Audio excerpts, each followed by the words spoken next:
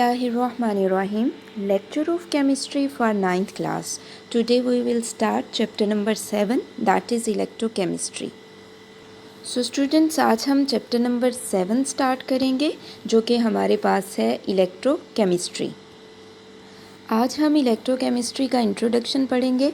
तो सबसे पहले इलेक्ट्रो का मतलब है स्टूडेंट्स इलेक्ट्रिसिटी और केमिस्ट्री का मतलब है केमिकल रिएक्शंस। सो इलेक्ट्रोकेमिस्ट्री केमिस्ट्री की एक ऐसी ब्रांच है जिसमें हम रिलेशनशिप डिस्कस करते हैं between electricity and chemical reaction. Electricity और केमिकल रिएक्शंस में हम रिलेशनशिप डिस्कस करेंगे इलेक्ट्रोकेमिस्ट्री में। अब हमारे पास जो केमिकल रिएक्शंस हैं वो डिफरेंट तरह के हो सकते हैं, लाइक वो रिडक्शन रिएक्शंस हो सकते हैं, वो ऑक्सीडेशन रिएक्शंस हो सकते हैं, और रिडक्शन और ऑक्सीडेशन रिएक्शंस को कलेक्टिवली हम रिडॉक्स रिएक्शंस का नाम देते हैं। अब अगर हम बात करें ऑक्सीडेशन और रिडक्शन रिएक्शन की, तो जिन्हें हम रिडॉक्स रिएक्शन कह रहे हैं, सो स्टूडेंट्स रिडॉक्स रिएक्शन जो हैं वो स्पॉन्टेनियस भी हो सकते हैं और नॉन स्पॉन्टेनियस भी हो सकते हैं। ठीक है, रिडॉक्स रिएक्शन हमारे पास स्पॉन्टेनियस भी हो सकते हैं और नॉन स्पॉन्टेनियस भी हो सकते हैं। अब नॉन स्पॉन्टेनियस या स्पॉन्टेनियस, इन दोनों में क्या डिफरेंस होता है?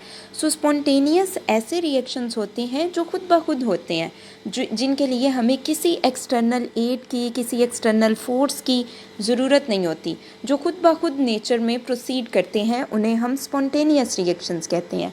जबकि नॉन स्पॉन्टेनियस रिएक्शंस जो होते हैं वो खुद ब खुद प्रोसीड नहीं होते, उनको करने के लिए हमें एक्सटर्नल एजेंट की, एक्सटर्नल फोर्स की ज़रूरत होती है। और अगर तो स्टूडेंट्स, अब हमने ये बात कर ली कि रिडॉक्स रिएक्शंस जो हैं वो या तो स्पॉन्टेनियस हो सकते हैं या फिर नॉन स्पॉन्टेनियस हो सकते हैं। अब हमने ये डिस्कस नहीं किया कि इनमें इलेक्ट्रिसिटी का क्या रिलेशनशिप है। अगर तो रिडॉक्स रिएक्शन जो हैं वो स्पॉन्टेनियस होंगे तो वो इलेक्ट्रिसिटी जनरेट करेंगे, हमें उसमें किसी किस्म की कोई फोर्स या एक्सटर्नल एड जो है वो खुद से प्रोवाइड नहीं करना पड़ेगी। ठीक है, तो रिडॉक्स रिएक्शंस अगर स्पॉन्टेनियस होंगे तो वो इलेक्ट्रिसिटी जनरेट करेंगे, और अगर रिडॉक्स रिएक्शन जो हैं वो नॉन स्पॉन्टेनियस होंगे तो उसमें हमें इलेक्ट्रिसिटी प्रोवाइड करना पड़ेगी। सो स्टूडेंट्स, ये हमारे पास इलेक्ट्रोकेमिस्ट्री का इंट्रोडक्शन है कि electro means electricity and chemistry mean chemical reaction. So ऐसी ब्रांच केमिस्ट्री की जिसमें हम रिलेशनशिप डिस्कस करते हैं between electricity and chemical reactions. Chemical reactions जो हैं वो रिडक्शन रिएक्शंस हो सकते हैं, ऑक्सीडेशन हो सकते हैं, यानी कलेक्टिवली हम उन्हें रिडॉक्स रिएक्शंस कहते हैं। रिडॉक्स रिएक्शन स्पॉन्टेनियस भी हो सकते हैं और नॉन स्पॉन्टेनियस भी हो सकते हैं। स्टूडेंट्स, हम एक वीडियो क्लिप से ऑक्सीडेशन रिडक्शन रिएक्शंस को समझने की कोशिश करते हैं। Almost 1/3 of the chemical reactions taking place around us are some form of oxidation and reduction reactions. So what are oxidation and reduction reactions, and where do we find them?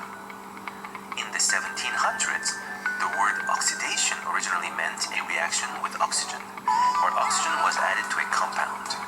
This was because oxygen was the first known oxidizing agent. However, the definition of oxidation has become more general these days, including other types of reactions. In modern chemistry, oxidation means the loss of electrons during a reaction, and it doesn't necessarily involve oxygen. The opposite process of oxidation is called a reduction. The word reduction originally meant removal of oxygen, but in modern chemistry, once again, it means gain of electrons during a reaction. In a chemical reaction, one species loses electrons as the other species gains electrons. Therefore, oxidation and reduction reactions take place altogether. That's why oxidation and reduction reactions are simply referred to as redox reactions. Oxidation, reduction, electrons, what? Are you confused? Let's just remember the acronym LEO the lion, GER. What this stands for is loss of electrons is oxidation and gain of electrons is reduction. Or you can remember it as oil rig, which stands for oxidation is loss, reduction is gain. That is loss and gain of electrons, of course. Now, where do we find oxidation and reduction reactions in everyday life? Now student, mark the question related to introduction of electrochemistry. So the question will be, differentiate between spontaneous and non-spontaneous reactions. The answer of this question will start from here and ends at this point. Spontaneous reactions are those which takes place on their own without any external agent. Non-spontaneous reactions are those which take place in the presence of an external agent. अब Urdu medium वाले students question mark कर लीजिए. सो जो first question जो यहाँ से आएगा वो ये है कि इलेक्ट्रोकेमिस्ट्री की तारीफ़ करें. तो इसका आंसर आप यहाँ से यहाँ तक मार्क करेंगे. सेकंड क्वेश्चन जो यहाँ से बनेगा वो ये है कि स्पॉन्टेनियस और नॉन स्पॉन्टेनियस रिएक्शंस में फ़र्क करें.